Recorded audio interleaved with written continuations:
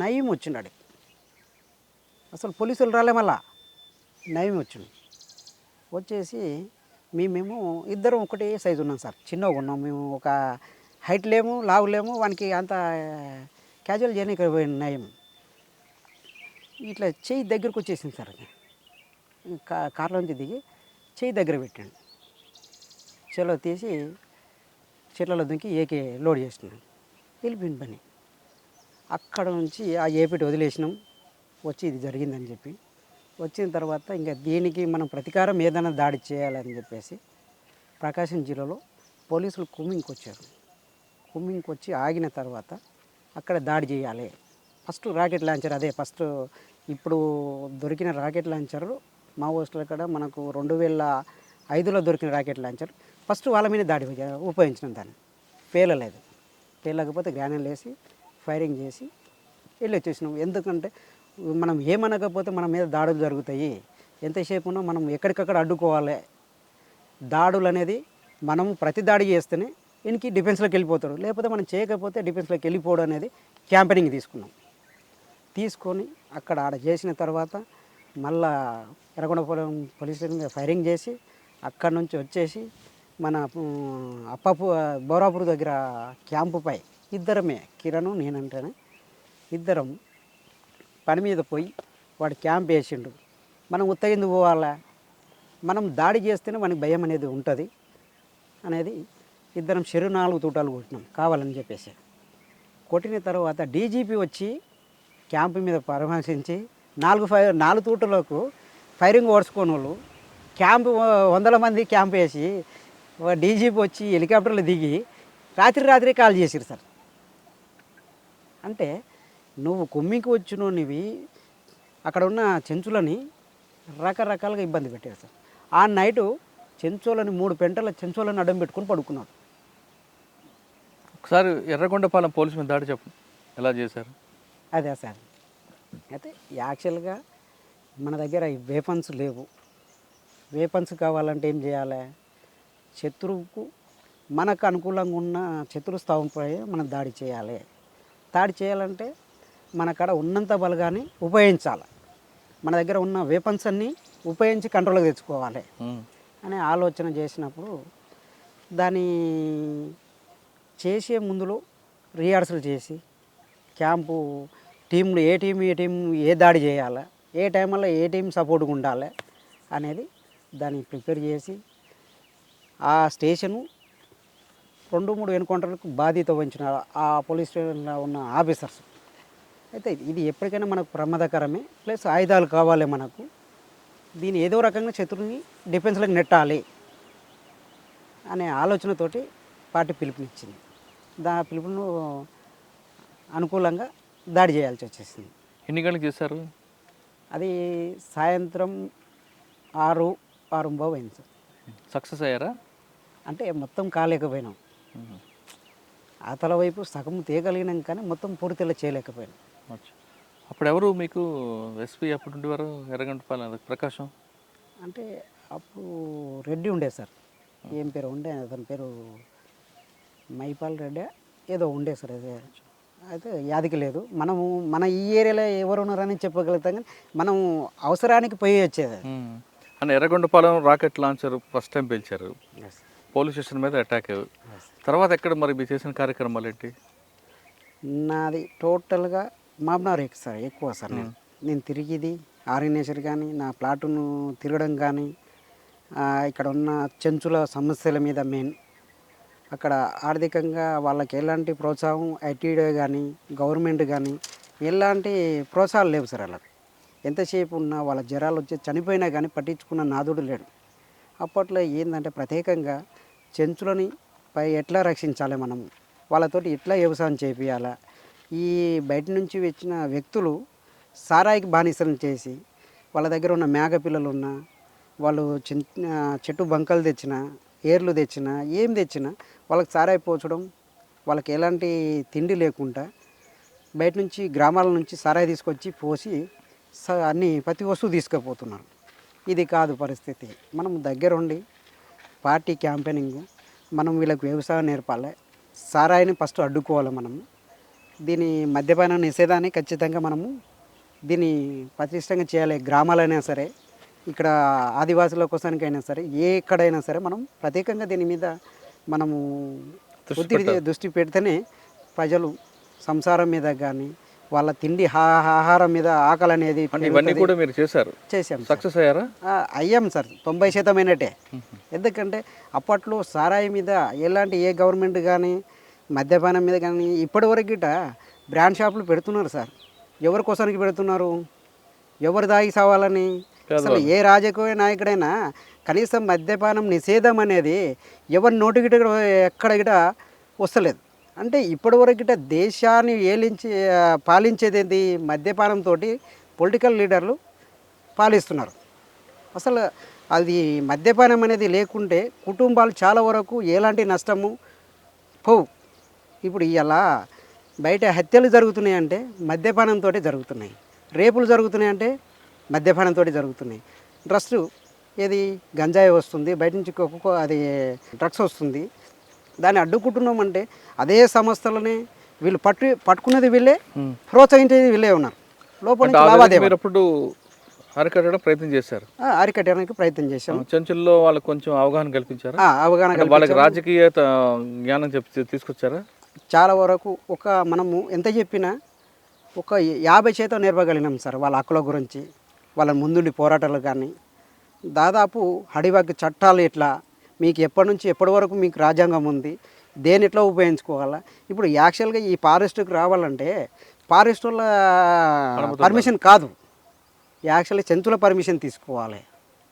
చెంచులకు ఉన్న హక్కులు అప్పట్లో ఉన్న రాజ్యాంగ ప్రకారంగా పోతే జీవో ఫారెస్ట్లకు ఎంటర్ కావాలంటే మంత్రి కానీ గవర్నర్ కావాలన్నా కానీ వాళ్ళ పర్మిషన్ తీసుకోవాలా. ఇవాళ ఎక్కడ ఉంది పర్మిషను?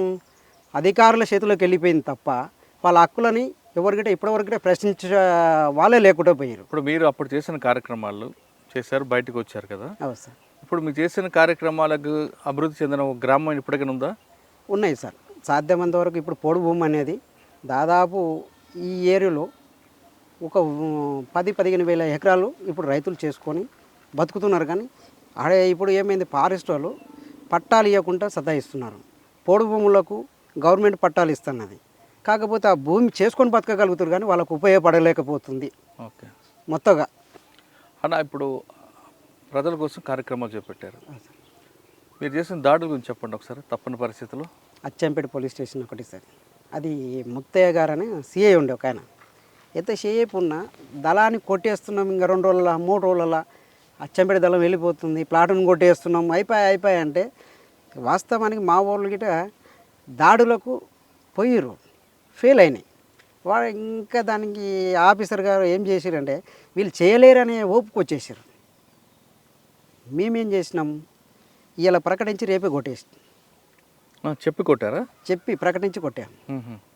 ఇంకొకటి ఎలా చేశారు అంటే ఏకేలు 2 తీసుకొని ఎట్టన చేసి ఈ యాక్షన్కి కొట్టాలి, దళాన్ని కొడతా అని చెప్పేసి ఒకటే ప్రకటిస్తున్నాడు. ప్రజలలో మనోభావాలు దెబ్బతింటున్నాయి. ఆఫీసర్ని బెదిరించి మనల పార్టీని బెదిరిస్తూ పార్టీకి సహకరించకుండా పబ్లిక్ మీద ప్రెషర్ చేయగలుగుతున్నాడు. మనం ప్రజల దగ్గరికి వెళ్ళి దాన్ని అర్థం చెప్పాలి లేకపోతున్నాము. ఏంటి జాబు తన కోసానికి తన కుటుంబ కోసానికి చేస్తుడే ఛాలెంజ్ చేస్తున్నాడు.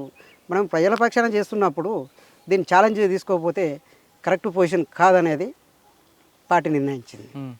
చలో ఎవరెవరు పోవాలా, ఈ వ్యక్తి పోవాలా, నువ్వేం చేస్తావు నాకు తెలియదు, పార్టీ బాధ్యత నువ్వు చేయాలి అని చెప్పేసి అప్పచెప్పింది.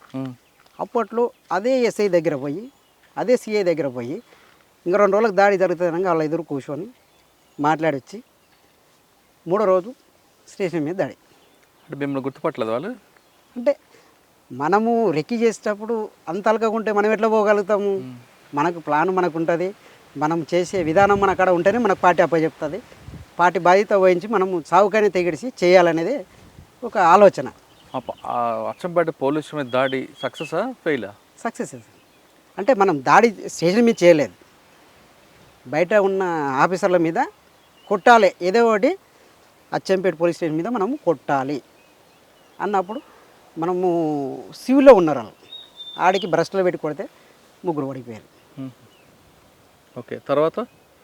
ఆ తర్వాత సంతోష్ని మా గురువు ఆయన సంతోష్ని ఈ యాక్షన్కు వాళ్ళు అడ్డం పెట్టుకొని అతన్ని ఛత్తీస్గఢ్ పోవాలి. ఛత్తీస్గఢ్ పోతున్న క్రమంలో వాళ్ళ భార్య వాళ్ళ కుటుంబాన్ని కలవనీక ఏర్పాట్లు చేసుకొని పోయేటప్పుడు అక్కడున్న కోవట్లు దాన్ని సంబంధించి తోలుకుపోతున్నప్పుడు ఇతను పట్టియాలని ఒప్పందం చేసుకున్న వ్యక్తులు రకరకాలుగా ఇబ్బందులు పెట్టి పట్టించిన తర్వాత మళ్ళా పార్టీ ఒక క్యాంపెయిన్ తీసుకుంది. కాంగ్రెస్ కార్యకర్తలని మెయిన్ లీడర్లను ఎవరినైనా కొట్టాలి మనము అన్నప్పుడు మళ్ళీ అచ్చంపేట దగ్గర పొయ్యి వచ్చారు మా వాళ్ళు. ఫెయిల్ అయిన తర్వాత మళ్ళీ దాన్నే మళ్ళీ ప్రయత్నించినాం. ఎవరు అవతల బాధితులు? అవతల కాంగ్రెస్ కార్యకర్త, ఈతల పార్టీ బాధ్యత మనం ఊహించినాం. కాంగ్రెస్ పార్టీ కార్యకర్త. ఓకే.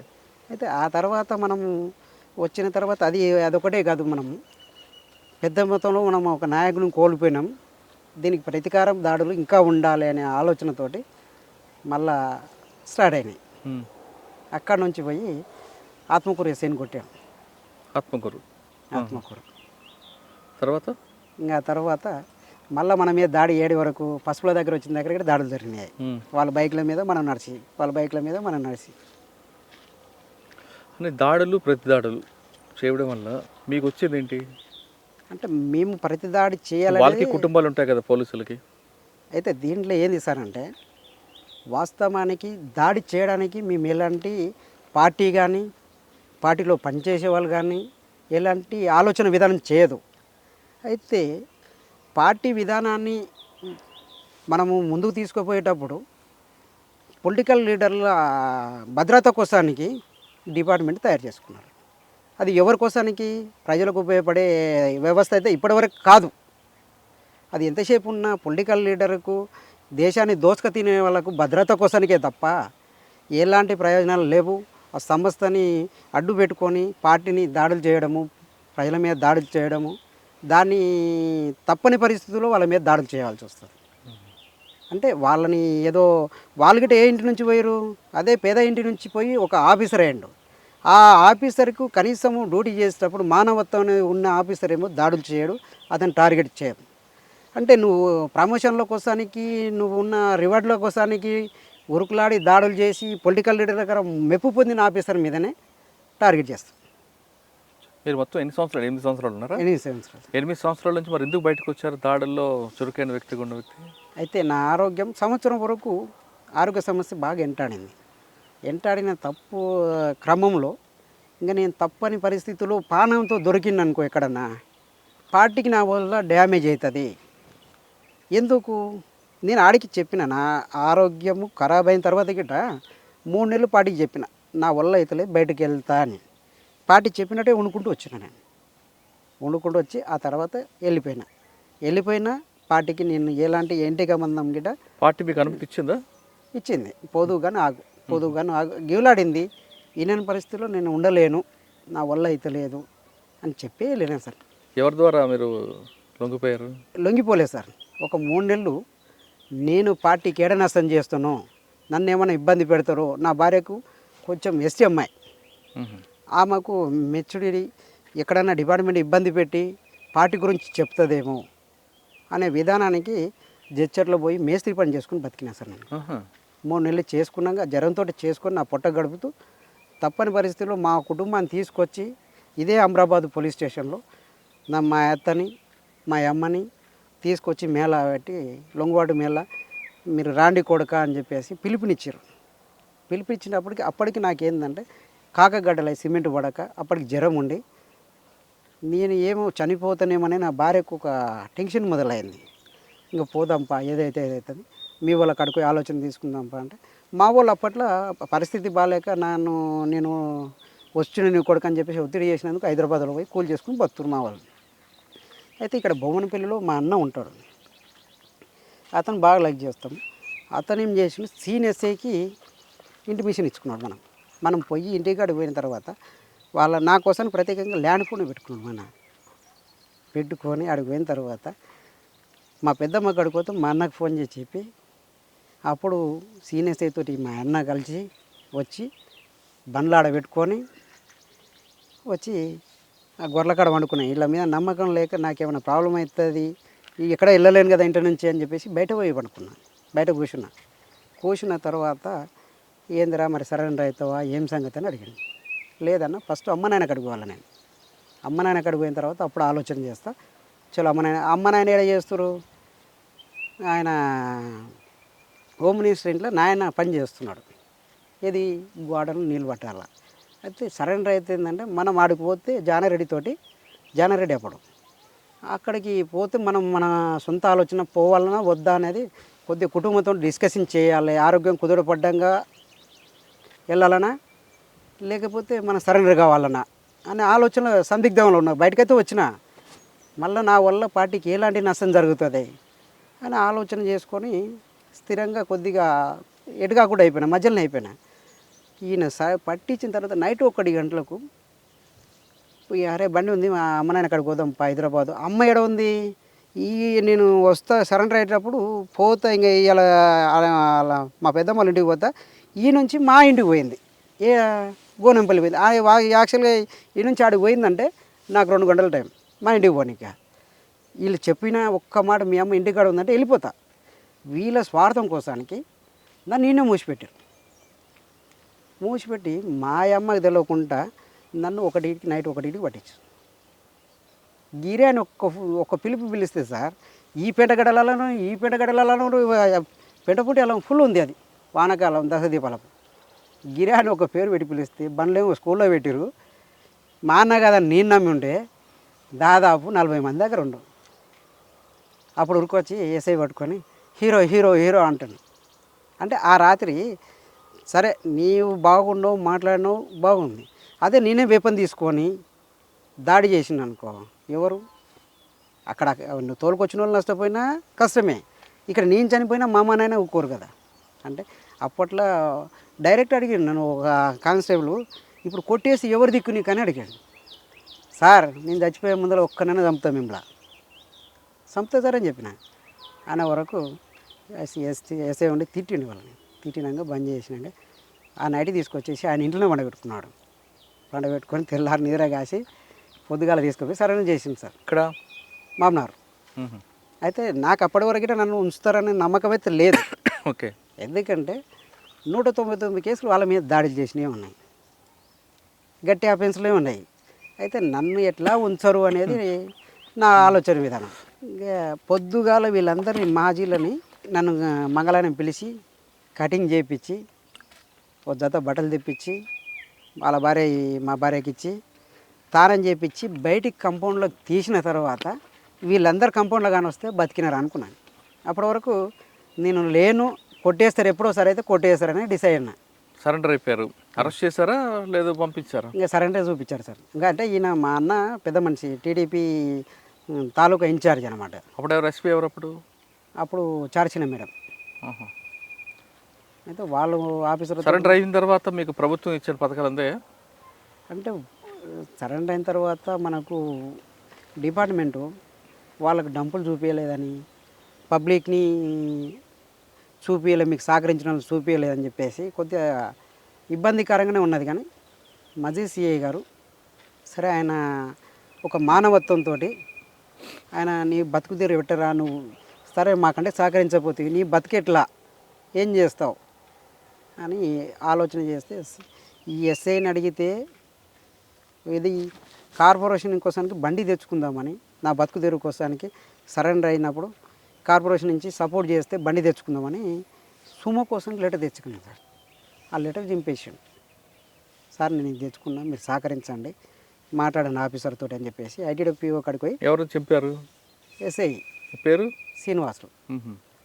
ఇంకా రషి బోషి అంటే ఆయన కాళ్ళ కింద మనం ఎంతసేపునో ఒక వర్కర్ లెక్క పనిచేయాలనే ధోరణిలో పోయిండు. అందరూ మాజీల లెక్క చేస్తాడు ఈయన, ఇంటడేమనే ఆలోచన చేసాను.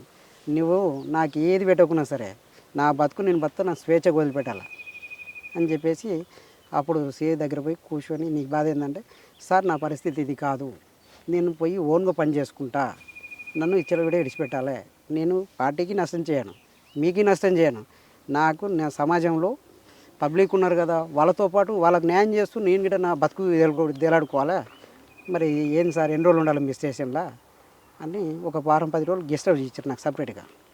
అప్పుడు ఈ రజిత, రమాకాంత్ వీళ్ళందరూ సరెండర్ అయ్యి మళ్ళీ ఆ గెస్ట్ హౌస్కి చేరారు. వాయబ్బా ఇది కాదు, మనం బయటికి వెళ్ళాలి, దగ్గర దగ్గర ఉండే సమస్యలు తెచ్చుకోడు ఇక్కడ, దూరంగా వెళ్ళాలి సార్, నాకు ఇది కాదు, మరి ఆర్థిక పరిస్థితి నాకు అక్కడ రూపాయి లేదు, మరి ఏం చేయాలి సార్ అంటే అప్పుడు సిఐ ఎస్ఐకి చెప్పి అవతల ఒక రూమ్ 500కు రూమ్ కిరాయి ఇప్పించారు ఒక నెలకు.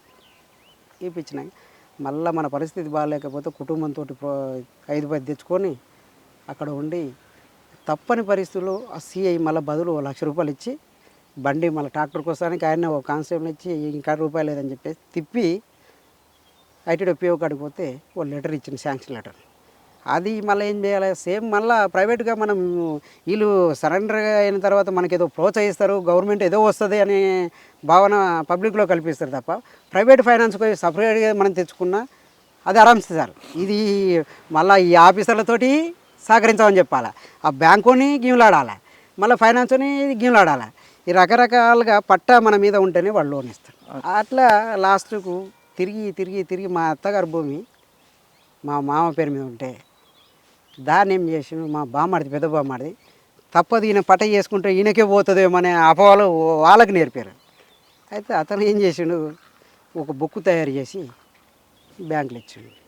బ్యాంకులు ఇచ్చి తిరగంగా ఆయన మధ్య సరే తిట్టిండు, మీ బామ్మడిది మీ శిలనే కదా 10 మందిలో బతున్నాడు, ఎట్లా మీరు పొలిటికల్గా ఆయన టార్గెట్ చేయడం ఇప్పుడు కాదు, దూరంగా ఉన్నప్పుడు పార్టీలో ఉన్నప్పుడు టార్గెట్ ఇవ్వం, కానీ పబ్లిక్లోకి వచ్చినప్పుడు మీరు అందరూ సహకరిస్తేనే వాళ్ళు బతుకుతేనే మీకు ట్రాక్టర్ లోన్ వచ్చింది. అప్పుడు గవర్నమెంట్ లోన్ ఇచ్చింది, ఏది ఎస్బీఐ బ్యాంక్లో లోన్ ఇచ్చింది. అవి ఇచ్చిన తర్వాత కడుతూ కడుతూ పోయినా ఎంత పోయినా కానీ మనకు వచ్చిన 200-300 వస్తే మనము మితికిందిగా పోతుంది. అది లాస్ట్లో కట్టంగా 270కి బండి మనకు తెలియకుండా గుంజుకుపోయారు ఎవరు, బ్యాంక్ వాళ్ళు. ఇంకా దేవుడు అని చెప్పేసి మళ్ళీ ప్రైవేట్ ఫైనాన్స్లో పోయి ఇప్పుడు ఏం చేస్తున్నారు మరి? ఇప్పుడు ప్రస్తుతానికి ట్రాక్టర్ ఉంది సార్, ట్రాక్టర్ నడుపుకుంటున్నారు. ట్రాక్టర్ నడుపు. ఈ మధ్యకాలంలో నయీం అనే వ్యక్తి ఎప్పుడు మీకు ఎదురయ్యాడు? అంటే ఒక్కసారి మీకు మిస్ అయ్యాడు అక్కడ ఏపీటీలో. అయితే 3 సార్లు మిస్ అయినాను సార్.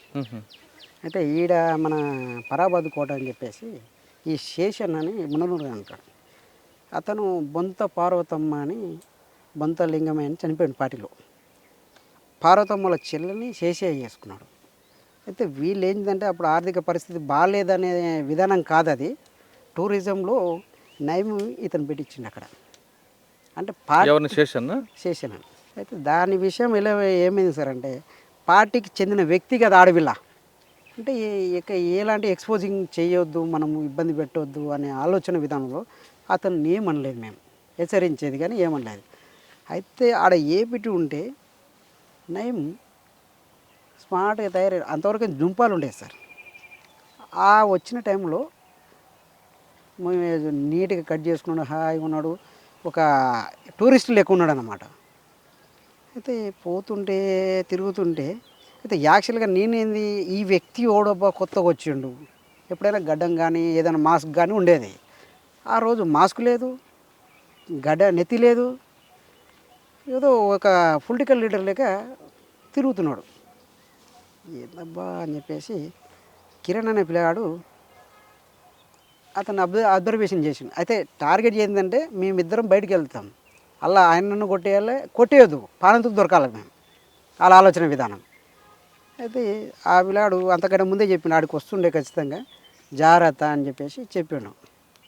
నేనేం చేసిన ఇక తిరుగుతా దగ్గరకు వచ్చేసాను సార్. ఇట్లా నేను పోతుంటే సింపుల్గా లుంగి కట్టుకొని పోతుంటే వచ్చేసి దగ్గరికి వచ్చి రేట అనుకోని పోయాడు. మళ్ళా చేలో వెళ్ళిపోయినా, వేపన్ లేదు నా దగ్గర. వెళ్ళిపోయిన తర్వాత మళ్ళీ నయం పలానా వ్యక్తి అని చెప్పేసి అతను తీసుకొచ్చి ఇంటర్గేషన్ చేసినాక నేను చేస్తలేను, ఆయన ఎవరో తెలియదు అని చెప్పేసి చేసిన మాట్లాడండి. అక్కడ నుంచి ఎలగొట్టిన తర్వాత వచ్చేసి మళ్ళీ 3 నెలల్లో సేమ్ అదే పని చేసాం. తప్పని పరిస్థితిలో కొట్టినాం మేము. కొట్టిన తర్వాత మందలు ఇచ్చిన తర్వాత మళ్ళీ టోటల్గా నయం దగ్గరికి వెళ్ళిపోయాను. ఇక చేశాను. అట్లా జరిగింది సార్ అది. ఓకే, ఇప్పుడు చివరిగా ప్రశ్న చెప్పండి. నల్లమల్లలో ఒకప్పుడు వెళ్ళారు, పనిచేశారు, వచ్చారు, ట్రాక్టర్తో జీవితం నడుపుతున్నారు కదా సార్. మీ పరిస్థితి ఎలాగుంది, కుటుంబ ఆర్థిక పరిస్థితి?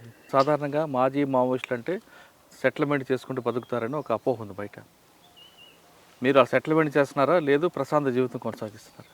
సార్ ఇప్పటివరకైనా నా పద్ధతి ఏంటంటే పార్టీ నేర్పింది ఒక్క ప్రజాస్వామ్యంలో ఒక వ్యక్తిని గౌరవిస్తూ వాళ్ళకున్న సమస్యను కానీ మనకున్న సమస్యను కానీ ఆర్థిక లావాదేవీలు కాకుండా ఒక ప్రేమతో ఎలా చేయించుకోవాలనేది నేను పార్టీ దగ్గర నేర్చుకున్న విధానం సార్ నాకు. ఇప్పటివరకు నేను ఆర్థిక పరిస్థితి లావాదేవీల కోసానికి నేను ఇయ్యాలని కాదు, ఇంకా ఎప్పటికీ నేను చచ్చేంత వరకు నేను ఆశించన్నది. నాకు కావలసింది ఏంటంటే వ్యక్తులు కావాలి, అలా ప్రేమ కావాలి నాకు తప్ప నేను ఎలాంటి సెటిల్మెంట్ కానీ వాళ్ళ దగ్గర లావాదేవీలు ఏమైనా వస్తాయి అనేది ఎప్పటికంటే నేను భావించలేదు సార్. ఇప్పటివరకు నాకు ఆ పార్టీ ఏదైతే నేర్పిందో దాని మీదే నేను కట్టుబడి ఉన్నా. ఇప్పటికైనా నేను ఎలాంటి రాజకీయ నాయకులు పిలిచినా ప్రజల ఆ గేరీలో కానీ ఆ చుట్టుపక్కల ఏ సమస్య ఉందో ఆ సమస్య మీద డైరెక్ట్ పోరాడతా, నేను డైరెక్టే మాట్లాడతా. వాళ్ళు కోపం పెట్టుకుంటారు నా మీద, కానీ నేను ఎన్నడిగిట దానికి లొంగను. నేను ఎంతసేపునో ఇప్పటికే నేను చనిపోయేంత వరకు నేను ఎప్పటికిట నేనున్న ఏరియాలో నా కాడికి అన్న వచ్చిన వారికి ఎలాంటి సమస్య ఉన్నా ఎదురు పడతా సార్. పార్టీకి దూరమైన ప్రజల సమస్యల పోరాటాలు మాత్రం ముందే ఉండానంటున్నాడు సాగర్ అలియాస్ బాలన్న. పార్టీ నేర్పిన క్రమశిక్షణ, పార్టీ నేర్పిన సిద్ధాంతం దానికి ఇప్పుడు నరాన ఉంది. నేను దూరంగా ఉండొచ్చు కానీ ప్రజల సమస్యలకు ఎక్కడొచ్చినా ఎప్పుడు నిరంతరం అందుబాటులో ఉంటారంటూ చెప్తున్నారు. సాధారణంగా మాజీ మావోయిస్టులు అనగానే సెటిల్మెంట్ చేసుకుంటూ బాగా సెటిల్ అవుతారని ఒక అపోహ నుండి ఇప్పుడు మనం చూస్తున్న మాజీ మావోయిస్టులు అందరూ కూడా సాధారణ జీవితం గడుపుతున్నారు. వీళ్ళు ప్రజల కోసం పనిచేశారు, కానీ ఇప్పుడు వాళ్ళ జీవన విధానం చూస్తుంటే చాలా చెప్పకూడని పరిస్థితుల్లో ఆర్థిక ఇబ్బందులు ఎదుర్కొంటున్నారు. కాబట్టి మాజీ మావోయిస్టులు అనగానే ఒక అపోహ నుంచి బయటికి రండి అంటూ ఈ ఇంటర్వ్యూ యొక్క ముఖ్య ఉద్దేశం. మరి ఇంకొక ఇంటర్వ్యూలో మళ్ళీ కలుద్దాం. అంతవరకు నమస్తే, థ్యాంక్ యూ. నమస్తే అన్న, థ్యాంక్ యూ. Thank you.